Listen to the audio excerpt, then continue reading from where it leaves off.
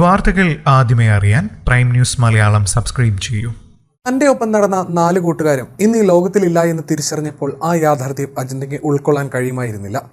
കൂട്ടുകാർ തന്റെ കയ്യിലേക്ക് നൽകിയ കുടയും റൈറ്റിംഗ് ബോർഡും അവരെക്കുറിച്ചുള്ള ഓർമ്മകളും മാത്രമാണ് ഇപ്പോൾ അജിനയുടെ കൂടെയുള്ളത്. ഇംഗ്ലീഷ് പരീക്ഷ എളുപ്പമായിരുന്നു. ഇന്നത്തെ ഹിന്ദിയിലായിരുന്നു അവർക്ക് ടെൻഷൻ. ആ ആശങ്ക പങ്കിട്ടായിരുന്നു അവർ സ്കൂളിൽ നിന്ന് തിരികെ നടന്നത്. ഇതിനിടെ നിതയുടെ നനഞ്ഞ കൂടെ ബാഗിൽ വെക്കാൻ ഇടമില്ലെന്ന് പറഞ്ഞ് അജിനെ ഏൽപ്പിച്ചു. എങ്കിൽ നീ ഈ റൈറ്റിംഗ് ബോർഡ് കൂടി പിടിക്കടി എന്നായി റിത. അജ്നയുടെ ഒരു പെൻസിൽ ബോക്സ് റിതയുടെ ബാഗിലുണ്ടായിരുന്നു. അത് വീട്ടിലെത്തിയിട്ട് തരാമെന്ന് പറഞ്ഞു. എന്നാൽ വീട്ടിലെത്തുന്നതിന് മുൻപ് ആ 4 പേരെയും മരണം തട്ടിയെടുത്തു. അജ്ന മാത്രമാണ് രക്ഷപ്പെട്ടത്. ആയിഷ 8 E ഡിവിഷനിലും മറ്റ് 4 പേർ D ഡിവിഷനിലുമായിരുന്നു. ദിവസവും ഒരുമിച്ചായിരുന്നു ഇവർ പോയി വന്നിരുന്നത്. ഇർഫാനെ ഡെന്റൽ ഡോക്ടറെ കാണിക്കാൻ ഉമ്മ ഫാരിസ പനയമ്പാടത്ത് കാത്തു നിൽക്കുമെന്നും പറഞ്ഞിരുന്നു. ഇർഫാന് ഉമ്മയെ കണ്ട നിമിഷത്തിലായിരുന്നു ലോറി വന്നിടിച്ചതും. ഇർഫാൻ സ്വന്തം അമ്മയുടെ മുന്നിൽ വെച്ചാണ് മരിച്ചതെന്ന് അജ്ന പറഞ്ഞു.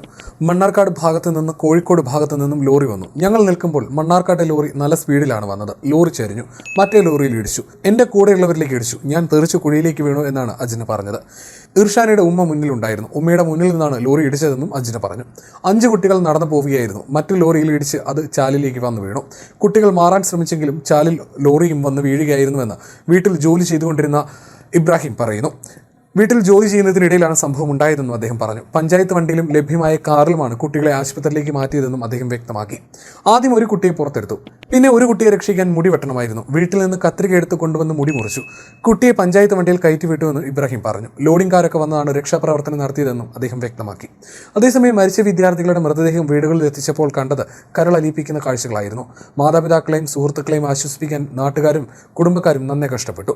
മരിച്ച റിതയുടെ മൃതദേഹത്തിനരികെ സുഹൃത്തുക്കൾ കൂട്ടത്തോടെ വിലപിച്ചതോടെ നാട്ടുകാർ ഇവരെ പിടിച്ചുമാറ്റി. റിത റിത എന്ന് ഉറക്കെ വിളിച്ചുകൊണ്ടാണ് കുട്ടികൾ അലമുറിയിട്ട് കരഞ്ഞത്. ഇവരെ പിന്നീട് പിടിച്ചുമാറ്റുകയായിരുന്നു. അതിനിടെ മൃതദേഹത്തിനടുത്തെത്തിയ റിതയുടെ മാതാപിതാക്കൾ തളർന്നു വീണു. രാവിലെ 6 മണിയോടെയാണ് മൃതദേഹങ്ങൾ ബന്ധുക്കൾക്ക് വിട്ടു നൽകിയത്. 10:30 തൂപ്പനാട് മസ്ജിദിൽ ഒന്നിച്ചായിരിക്കും 4 കുട്ടികളുടെ സംസ്കാരം നടക്കുക. അതേസമയം അപകടത്തിൽപ്പെട്ട ലോറിയുടെ ജീവനക്കാരുടെ വിശദമായ മൊഴി ഇന്ന് രേഖപ്പെടുത്തും.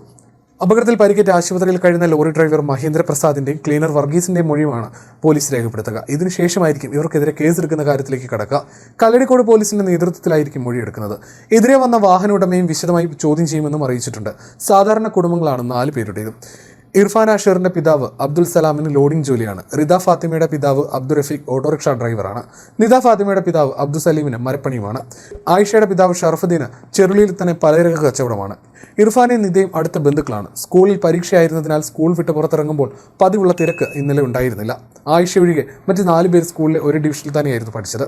അതേസമയം അപകടത്തിൽപ്പെട്ട വാഹനത്തിലുള്ള ലോഡിന്റെ ഭാരം കൃത്യമായിരുന്നുവെന്ന് RTO പറയുന്നത് നിർണായകമാണ്. ലോഡ് ചെക്ക് ചെയ്തപ്പോൾ അതെല്ലാം ശരിയാണ്. ഓവർലോഡില്ല, ടയറുകൾക്കും പ്രശ്നമില്ല. അധികം പഴക്കമില്ലാത്ത വണ്ടിയാണ്. മുമ്പ് ഇവിടെ അപകടം നടന്നതിനാൽ IIT പഠന റിപ്പോർട്ട് വാങ്ങിയിരുന്നു. ഇക്കാര്യം ചർച്ച ചെയ്ത് പനയമ്പാടത്തെ അപകട മേഖലയിലെ പ്രശ്നം പരിഹരിക്കാനുള്ള നടപടി സ്വീകരിച്ചു വരികയായിരുന്നു. ഇതിനിടയിലാണ് ഇപ്പോൾ ദൗർഭാഗ്യകരമായ അപകടമുണ്ടായതെന്ന് RTO പറയുന്നു.